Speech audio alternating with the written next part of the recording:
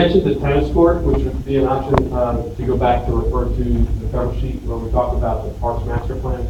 Did have the, in the plan to expand the tennis courts here in town. There are no public tennis courts that the city owns. The school district actually has four courts that are available at any time throughout the day, all day. It'll be, and they're even lit. That's probably known right there off of Carl Stern Boulevard, close to Golden Gym. After they built the complex on the north side of the track and everything, those are locked up. They're only used by the school district for their teams and their events, not open to the public.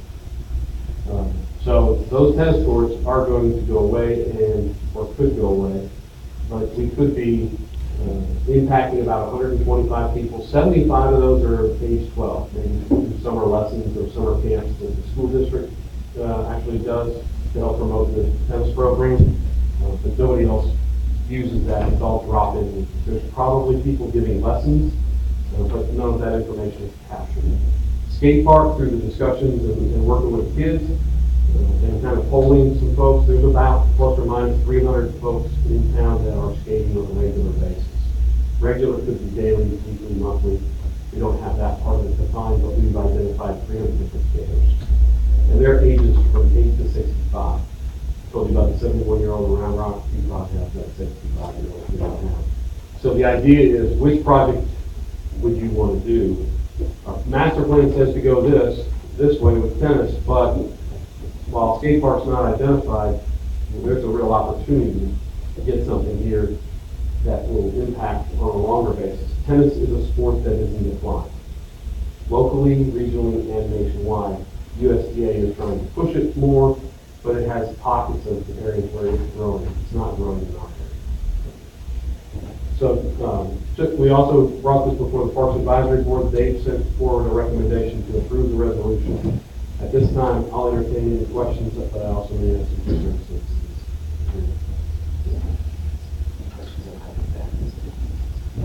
Any questions? Yes, I will go back to my question. The liability. Let me move and let you know, there is a law in Texas that protects the city on liability when it is a facility related to skating. If the city has one and it's open to the public and there's general posted rules and it is not staff monitored, but that is there, it's kind of self-monitored, that actually decreases the liability of city has. There's always going to be some risk with a facility. There's risk with our sidewalks and our streets, but it's not going to be any different than we have here. But this specifically to those types of facilities helps us out, protects the city. Now, if we staff it, it ups the liability. We can put cameras to monitor it for vandalism purposes and protection purposes, but it doesn't necessarily mean we're going to go out there and get folks. One of the things I would state is that we need to make sure that we require helmets and that sort of thing, but we can make those rules if we are at that facility. The grant application with XYZ Foundation is what is needed today for that resolution. So, but that is a commitment to providing funds. So that is what's before you today and how you want to do it. Any other questions? I think I have an idea for like the loans and the grants and stuff after, because I'm for this, but after it's built, we could do all like family parties, like during weekends or some nights to help kids off. Certainly, we could create some additional auxiliary facilities with it, shaded pavilion areas so that folks can have birthday parties. The idea of eventually putting a pro shop there to sell goods, snacks, that is a possibility as well. Or we could, if it's open without that facility, we could probably contract with a vendor to sell drinks and that sort of thing. They wouldn't be monitoring to affect our liability, they would just be selling. Any other questions?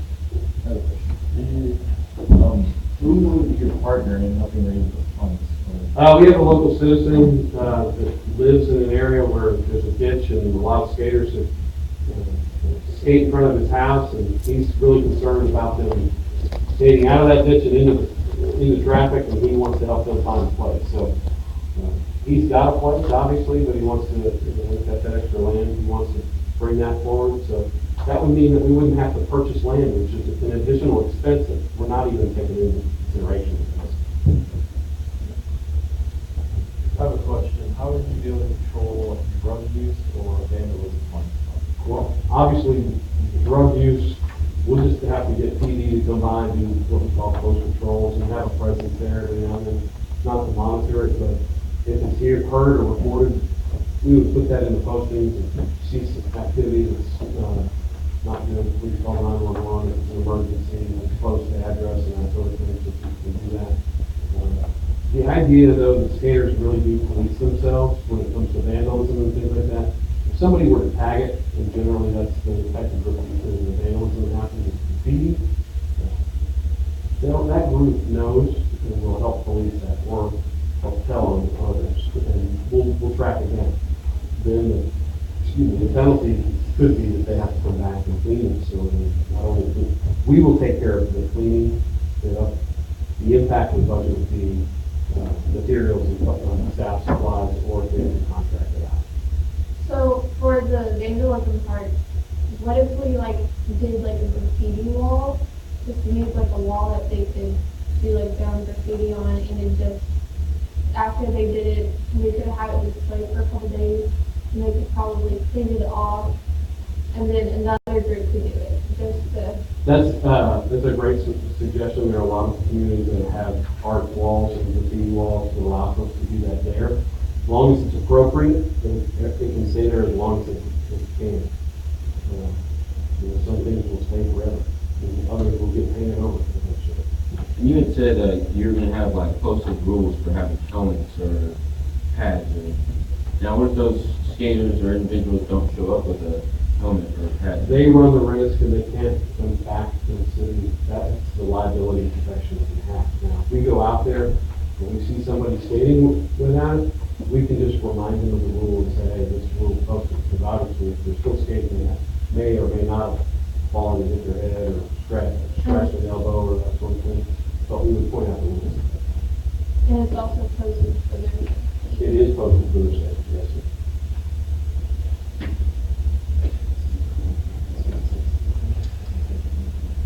If we can have our insurance citizens state their name and address.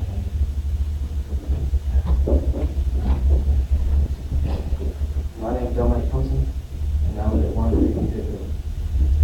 I'm for the skate park, and I think it would bring kids the tools they need to learn how to skateboard. If you go to a skate park, see little kids trying to learn how to skate, it's really inspiring. It's very for the community. I started skating, I've been skating for 8 years now. It's probably the best choice I've ever made in my life. So, any day you can. So that's me.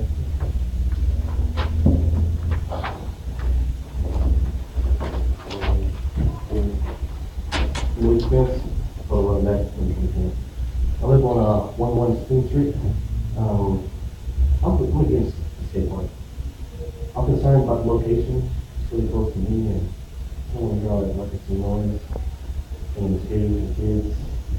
And I'm also concerned about it raising taxes. I don't want to pay out of my pocket stuff I'm not going to use. Skate. It's very dangerous. And that's what it says.